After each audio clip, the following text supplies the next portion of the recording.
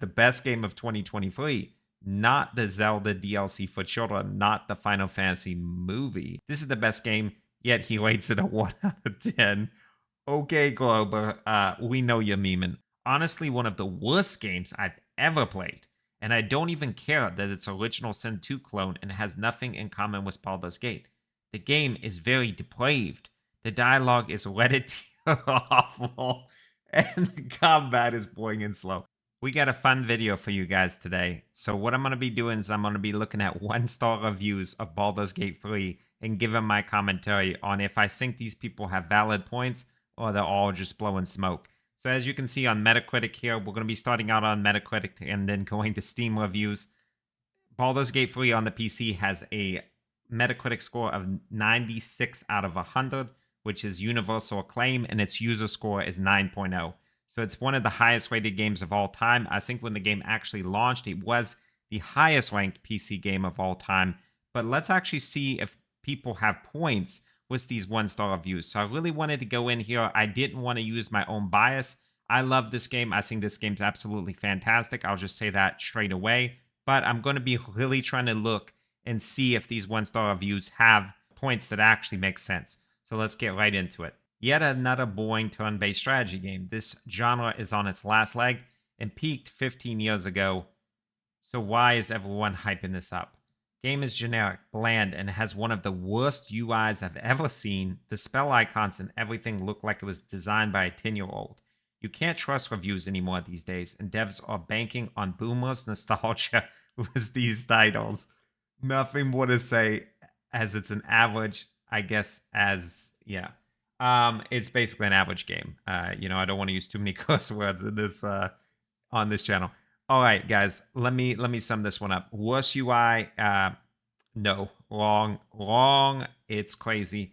That was a very, very bad comment. This is definitely a great UI, especially playing on PC. Console, the controller interface definitely is a little bit more lacking. I will admit that. It's totally playable, but it's nowhere near as good as the PC. In terms of the PC UI, it's amazing. It's god tier.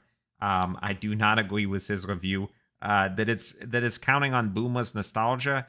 I was alive, but I was very young when the original Baldur's Gate 1 and 2 came out. I never played them. I think I played 2 like maybe in 2010 or 2015 for like 10 hours. This isn't banking on boomers' nostalgia, guys. I think this review is very, very misguided in my opinion. No offense to the poster, but yeah. Let's move on to the next one. The Kroba says, the best game of 2023, not the Zelda DLC for children, not the Final Fantasy movie.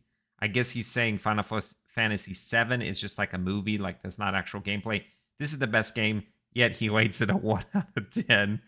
Okay, Grober, we know you're memeing. Okay, so this is obviously a meme review. Let's move on. Blade Windman. Boring combat system. Uninteresting companion. Terrible location design. SJW. This is not a good RPG, but a marketing product. So I think the companions are actually excellent in this game. They really were very compelling to me. Boring combat system. So here's the thing, guys. This is, I think, something that I could see somebody levying in a legitimate way. What they're probably used to is they're probably used to real-time combat. And if you're used to real-time combat and you move down the turn base, it's going to seem slow. It's going to seem methodical. It's going to seem plodding. I grew up with Final Fantasy X, so that wasn't really a thing, and I'm used to turn-based combat. But for people that aren't, I could see this critique. So this one, I still think at least it's in the realm of reasonability. It's not totally crazy. All right, next up, we have Mashley22. Well, I was hyped, but the history isn't that great, to be honest. Bad camera movement and slow as hell. So one thing I want to say right here, bad camera movement. I can definitely understand this. This is a legitimate complaint, guys. This isn't BSing. This isn't blowing smoke. The game does have some issues with camera movement, especially the camera can get stuck. It can really get hung up on textures. It can get hung up on like rock walls. Legitimate complaint. Slow as hell. Again, we're talking about real-time versus turn-based. Sounds like he's used to real-time games. It can be slow. Also, I got some bugs. Too bad. Not impressed. His score doesn't seem to indicate a 1 out of 10 in my opinion. But, it's his review. I want to respect that. This Mashley 22 probably has some of the more legitimate complaints because I actually think some of his complaints are very real and make sense to me. Let's look at Zaki 12. Honestly, one of the worst games I've ever played.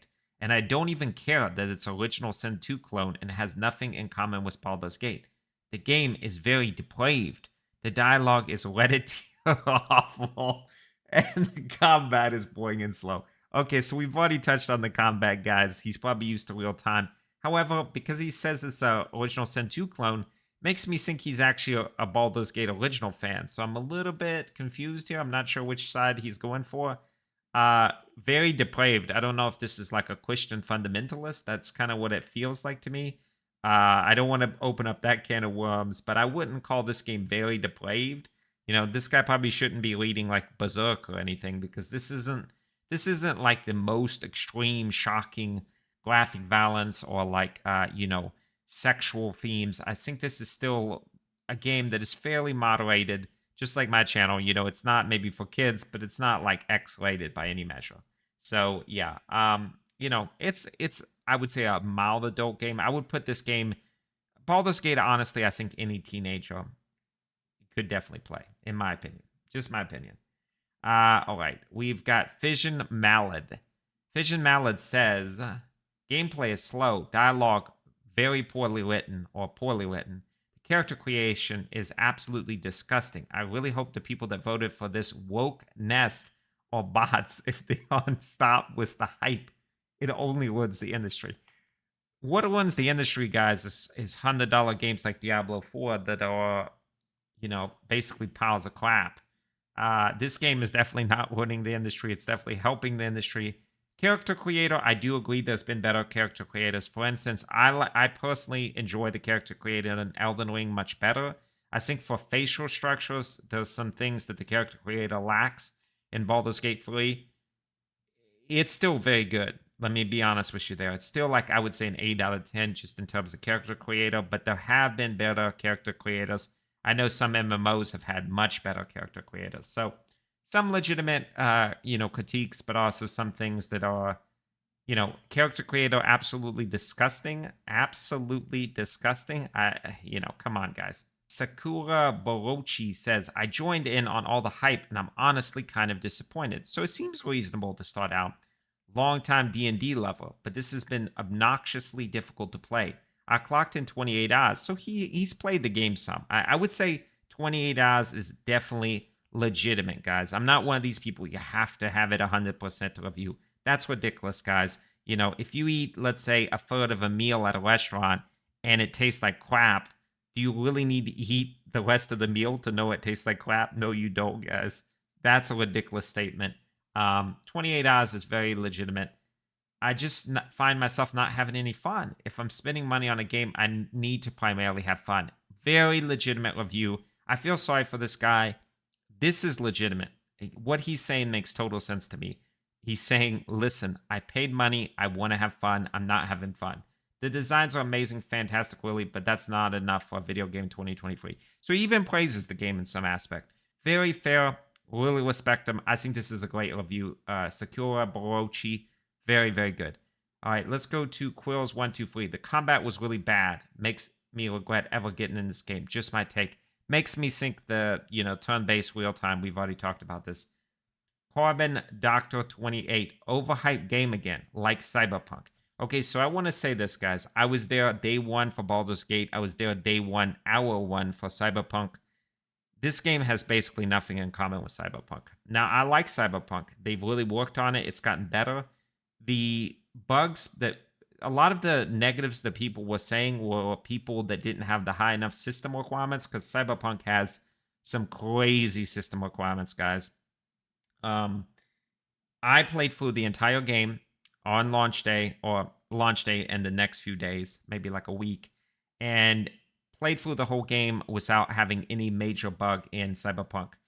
Is Baldur's Gate 3 less buggy? Absolutely. It's absolutely less buggy. I would say it's even less buggy than Starfield, which is probably Bethesda's least buggy game. But Baldur's Gate 3 does have bugs, but the bugs are pretty minor, guys. If you're irritated by this level of bugs, you should probably stick to the type of games that tend to have much, much less bugs. RPGs tend to have one of the most bugs in gaming. So I honestly think Baldur's Gate 3 did very good in terms of the bugs. But anyway, he's saying it's overhyped. A big red flag for me was when marketing was 80% about romances and character creation instead of gameplay. CRPGs are about gameplay and adventure. That I agree with. I think that's a logical statement. Who cares how good my character looks or about romances? Well, obviously, a lot of people, guys. As we've seen with the bear scene, a lot of people care about romances. And when you talk about how good the character looks, you only need to look at the review directly above them saying that character creation broke it for him. So, obviously, some very different takes here. Only people will play these type of game for romances, character creation, and nothing else. Well, seems to be quite a few of those. The gameplay is turn-based instead like the good old ones in real time. Turn-based for something like this is boring. So yeah, you can see, guys, that a big thing on these reviews is the turn-based versus real time. I think this is just going to be something that is constantly harped on. And I can understand this. If you're not used to turn-based combat, it's going to seem slow. It's definitely going to seem slow compared to real time. Let's see. You need to wait in turns for each enemy to move. Yeah, it can take time. So have fun fighting 10 plus enemies. When you have a large battle, it takes some time to resolve in Baldur's Gate 3. That's very true. Writing is cringe. I don't use that word a lot, but it's true. Romances, and I'm assuming he means sex scenes here, are there just for marketing and to bait people to play the game. They serve no purpose for the game. Overall, this game is an insult to gaming or older games. Okay. Charlotte239 says, can someone explain how some people gave this game 10 out of 10 next day after launch? This type of game, CRPGs, are long. I'm talking about 100 plus hours at least. Overall, the game is bad. It has nothing to do with the old games. Only locations and some characters, companions, for example. Gameplay is turn-based. 5e, that's bad system from the start. People who play know what I'm talking about. Second, no real time. Yeah, so, okay, we already understand what this is. So a huge thing I'm seeing in the Metacritic reviews of the 1-star or no real-time combat. So, that's a deal breaker for some people. I can understand that. Yeah, so I think we've gotten a pretty good idea of the Metacritic side of things. Let's now jump to the Steam side. This is tough to write because honestly, Act 1 and 2 make the game of the year. Heck, I was ready to put this in my top 5 of all times. I have 100 plus hours in the game now, which he does. He has 127. So this is a legitimate review for sure. And just love the story and choice in the combat. Then Act 3 happened. I started having performance issues. I started having weird glitches where my companions would lose half their bodies. I had 5 different quests completely bug out, and even one main quest bug. The main bad guys and fights aren't as well as fought out in the first 2 acts. It is very clear that Act 3 was completely rushed to get the game out the door and does not have the same care that Acts 1 and 2 had. What do I think about this? Some of what this guy is saying is true. Okay, I'm going to tell you this right now. In my opinion, from what I've played, Act 3 is the worst act of the game. I'm not saying Act 3 is bad. I'm not saying the ending is bad. What I'm saying is I think Act 1 and 2 are more polished, and I think that Act 3 will take a number of patches, maybe a year or two, to get to the same level of polish as Act 1 and 2. I think this is a consensus in the community. This guy is bringing up good points. Definitely not memeing. I think what he's saying does make a lot of sense. So, I can respect this. All the enjoyment of Act 1 and 2 to just come up against the frustrations in Act 3 killed my enthusiasm for the game. I know Larian would likely fix these issues, so it seems like he's already saying, hey, they're going to fix these issues. But I can't in good faith recommend someone spend 80 plus hours in a game and then just run up against game-breaking bugs. I didn't see game-breaking bugs, but I can understand his perspective. So what do I think about it? That just feels pretty bad. He says, I think this guy has very legitimate concerns. I mean, I agree about that. If you're getting 80 hours into a game, you don't want to run into game-breaking bugs. I didn't see that, but I did notice that Act 3 was by far the most rushed. Now, because I do content creation, I've only done a minor amount of my content in Act 3. Most of what I'm doing is Act 1 and 2 because I'm trying to build guides. But Act 3 is noticeably worse than Act 1 and 2. It just has to be said, guys. I mean, I think this guy has legitimate concerns. Next guy, Greasy Monkey. It pains me to write this review as I genuinely believe that the first 2 acts of the game present some of the best writing, companion interactions, and gameplay moments in any game I have ever seen to date. The disappointing reality is the final act of the game. Uh-oh. So we are getting a very, very consensus here. Reality is the final act of the game is an unpolished mess plagued with game-breaking bugs and is obviously important content related to companions and story was clearly cut. Do I think story content was cut out of Act 3? Yes, I do. Yes, I do, guys. I think this isn't even something that's like super debatable. I think definitely there was kind of, I wouldn't say a rush, but guys, the game had already been in development for what, like 6 years or something? At a certain point, the game has to go out the door just from a financial perspective. Now that the game has done so well financially, I think probably a lot of this content will get restored. Like we've seen with Karlach, we're getting more content for Karlach in the ending, which I think is very good because I'm a huge Karlach fan. But yeah, I do think legitimate concerns, guys. Legitimate downvote here. He's saying that also he had memory leaks. He's saying resisting the tadpole power had absolutely zero impact on the outcome of the narrative, and apps offers no additional choices or rewards for not utilizing them. Yeah, the tadpole guys.